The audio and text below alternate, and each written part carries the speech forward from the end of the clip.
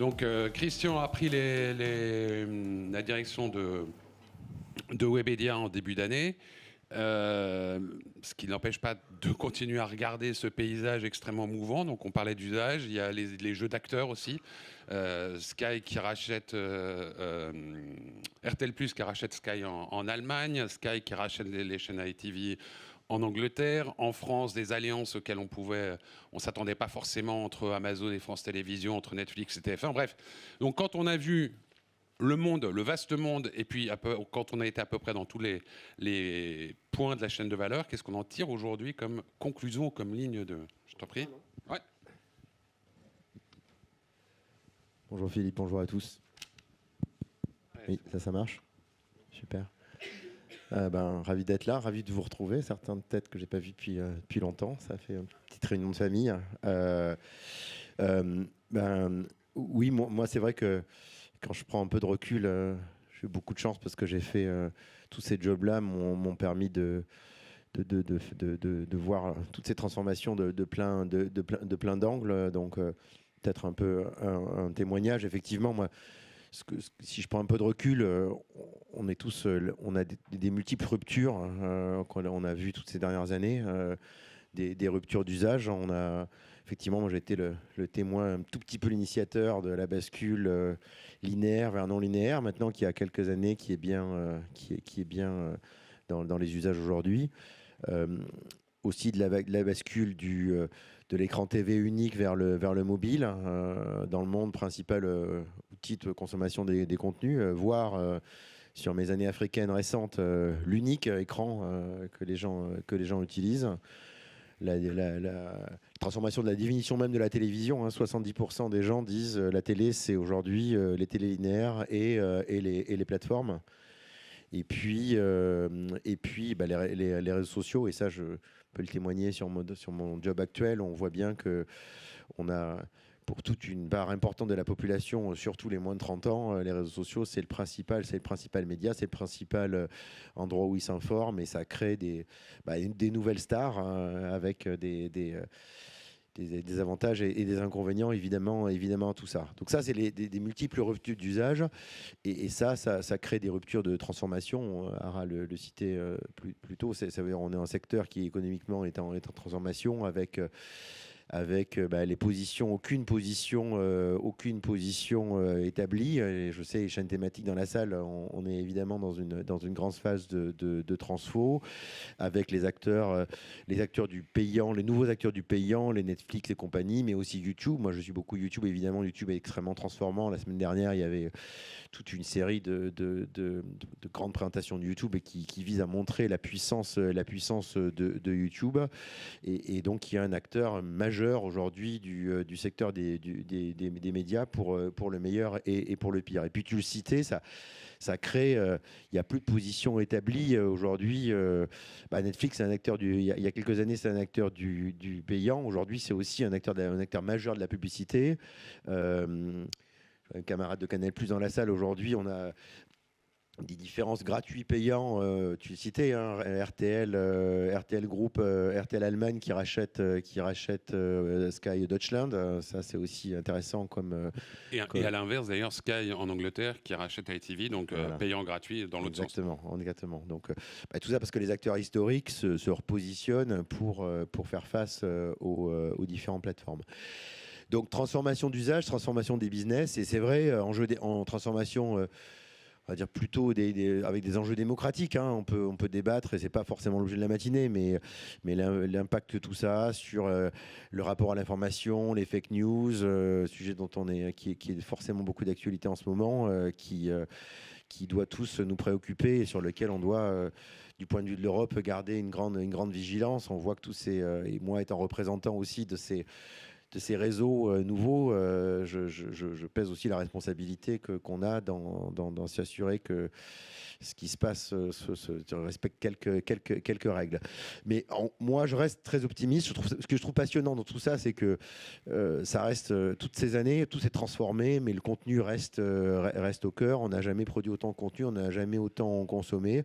Maintenant, c'est ce que disait Ara tout à l'heure, chacun d'entre nous, on doit continuer à s'adapter, à se transformer. C'est ça la difficulté, mais c'est le fun de ce secteur. Alors peut-être justement, on va parler de Webedia, on va un peu recentrer le débat, mais avant d'en venir aux conclusions peut-être dans la stratégie de Webedia, peut-être un mot d'ailleurs sur les contours du groupe aujourd'hui, parce que dans la persistance rétinienne, ça elle voit un peu Webedia comme le groupe alors de Cyprien et Norman il y a longtemps, aujourd'hui d'Inoxtag ou Michou, mais la réalité elle est beaucoup plus riche à la fois à l'international avec Éléphant, et je te laisse du coup dresser ce tableau.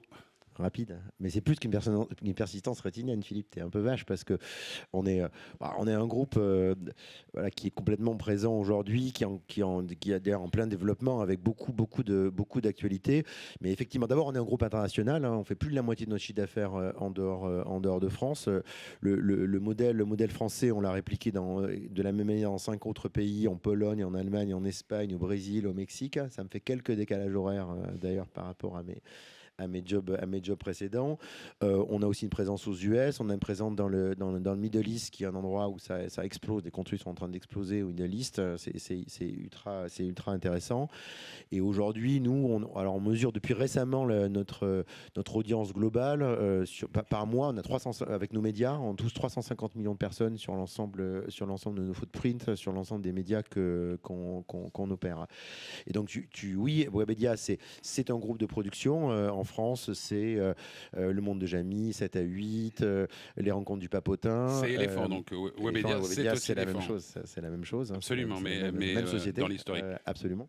C'est des séries, Dear You sur Prime Video, et c'est Menace imminente hier soir sur TF1, le Prime de TF1. C'est nous qui avions la chance de produire. C'est une soixantaine de médias que nous publions. Probablement beaucoup que vous ne connaissez pas. GameStar, le leader du jeu vidéo en Allemagne. Tudo Gustoso, le leader du food au Brésil. En France, plus connu, de plus proche de vous, Allociné, jeuxvideo.com. Donc, et qui continue à marcher très bien. 17 millions de visiteurs uniques sur Allociné. On continue à faire des records d'audience. Donc, on est loin d'être en baisse. Et puis, effectivement, c'est cette relation un peu unique avec les influenceurs qui ont évolué. Vous le savez probablement pas, mais on a chez nous un des plus gros influenceurs mondiaux qui s'appelle El Rubio, qui a plus de 100 millions de followers, qui est le premier influenceur du monde hispanophone, avec lequel on vient de produire une série qui est disponible sur Prime Video dans le monde espagnol. Mais c'est aussi Inoxtag qu'on ne présente plus, mais vous pouvez retrouver dans toutes les bonnes librairies le tome 2 de Instinct, son manga que nous publions, où c'est Joyka avec qui on vient de faire la semaine dernière le lancement de la dernière saison de Stranger Things, avec 600 000 personnes qui ont suivi le live de Joyka pour parler de Stranger Things. En fait, quand je parlais de persistance rétinienne, tu viens parfaitement de l'illustrer. C'est le décalage qu'on peut avoir parfois entre le Webedia tel qu'on l'a mémorisé d'il y a longtemps et le Webedia d'aujourd'hui qui, en plus, traverse, tu parlais du cas de El Rubio, qui transcende en quelque sorte toutes les sortes de contenus et la manière de les distribuer et de les valoriser. Donc non seulement de l'audience, mais dans le cas de Prime Video, dans le cas d'une offre payante, etc. En fait, tu n'as pas dit grand-chose, tu t'es assez peu exprimé depuis que tu as pris tes fonctions sur le Webedia de demain, celui qu'on t'a demandé de venir construire. Donc je ne sais pas ce que tu peux... jusqu'où tu peux aller aujourd'hui, mais on est évidemment tous intéressés d'en savoir plus. Alors, le Webedia, c'est essentiellement un build-up. Hein, c'est pour ça qu'effectivement, il est compliqué un petit peu à raconter. C'est l'acquisition de beaucoup d'entreprises sous la vision, l'initiative de Fimalac, Marc-André Lacharrière, notre actionnaire depuis maintenant de nombreuses années. Et c'est vrai qu'en 2 mots, cette vision stratégique de mettre au même endroit des activités de production, des activités de médias et des activités d'influence, elle a été, on va se dire, assez partiellement exécuté. Les actifs sont là, mais on n'a jamais, jamais mis en œuvre vraiment cette synergie. Et en gros, la stratégie qu'on va mettre en œuvre dans les semaines et dans les mois qui viennent, c'est de créer ce groupe unifié, c'est-à-dire de rapprocher très fortement tous ces actifs et de créer un groupe de production unique qui va mettre en œuvre des atouts qui vont le rendre très différent d'un groupe de production classique. On va réinvestir sur la création et le développement, comme tout groupe de production doit le faire. Donc, on va créer plus d'IP, on va repasser plus de temps sur ces sujets-là. On va lancer une nouvelle initiative sur la technologie, qui est aussi l'histoire de Webedia. Webedia s'est créé sur de la technologie. On a des très gros projets autour de l'IA et de la data, et on a, nous, plus de 200 ingénieurs, donc on a complètement la capacité de faire ça. Et on va créer un groupe qui est plus intégré entre nos activités France et internationales, qui sont aujourd'hui gérées avec une relative autonomie. Donc, grâce à la technologie, on va être capable de fonctionner comme un groupe, non pas complètement intégré, mais très, très fortement intégré entre nos médias, nos actifs de production et notre agence d'influence. Et le tout au service, en prenant une grammaire qui vient du digital, en se nourrissant de tous nos talents, nos créateurs qui sont à bord, qu'ils soient les jeunes comme Inosta et Joïka, mais les plus âgés comme Samuel Etienne, comme Michel Simès, comme Jamie Gourmaud. Et on va de ça avoir une proposition unique, soit en B2C, soit sur nos partenaires distributeurs et diffuseurs. Donc par rapport, en fait, disons, à des acteurs médias traditionnels, historiques, qui se posent plutôt la question en termes de déclinaison, comment aujourd'hui je décline ma proposition dans les nouveaux environnements digitaux, etc. Vous, Webedia, c'est plutôt, j'avais déjà tout ça à l'intérieur, comment je fais converger mes différents actifs pour en tirer la meilleure valeur globale. Comment fabriquer du contenu de meilleure qualité et qui soit surtout adapté à cette grammaire digitale qui est ce que les spectateurs, téléspectateurs, internautes veulent voir aujourd'hui. Et avec cette relation un peu unique aux marques, avec des choses qu'on sait faire que seuls nous peuvent faire avec les marques. On a lancé le relancement de Call of Duty, le dernier Call of Duty. On a fait quelque chose avec Philippe Etchebest. On a des glaces. Si vous allez dans un Picard en ce moment, vous pouvez acheter des glaces Joyka. Donc on sait faire des choses très, très, très originales, très innovantes avec les marques. Call of Duty, Philippe Etchebest, je ne vois pas immédiatement le Moi non plus, lien, mais nos équipes, ça a très bien marché. Ils étaient très contents. Peut-être on est un peu pris par le temps, mais un mot quand même, parce qu'aujourd'hui, produire, c'est une chose, distribuer et porter vers le public, c'en est une autre, et l'enjeu de la distribution, il est vraiment clé, on le voit bien dans tous les accords d'agrégation, etc. Il y a les réseaux sociaux sur lesquels vous êtes ultra puissants, sans doute le groupe le plus puissant français, le plus puissant, le web également, et les environnements, je dirais, plus de distribution organisée, type distribution télévisuelle. Vous avez des chaînes fast, une dizaine, je crois, aujourd'hui. Qu'est-ce qu'il y a, enfin, les prochaines étapes en termes de distribution, c'est quoi pour Webedia ? Alors, on a des chaînes fast, mais on a d'abord, pour cette audience, on a d'abord une chaîne thématique qui s'appelle MGG, qui est la chaîne pionnière sur le e-sport, sur laquelle on continue à investir et qui est distribuée sur l'ensemble des réseaux.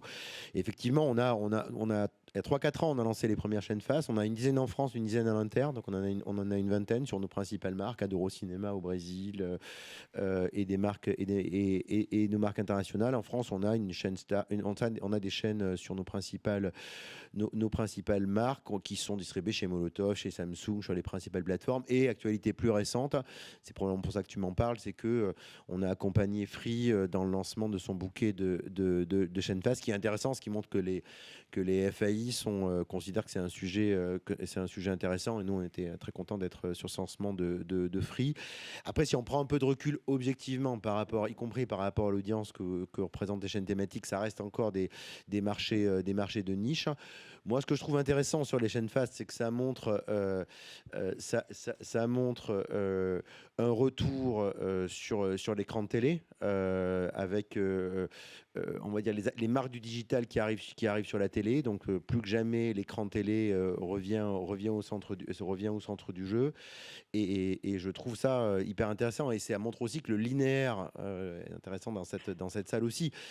L'usage linéaire n'est pas mort. Il y a vraiment une demande complémentaire due à la demande pour un usage en mode push où on va tomber sur une chaîne et on va regarder nos programmes sans l'avoir nécessairement choisi.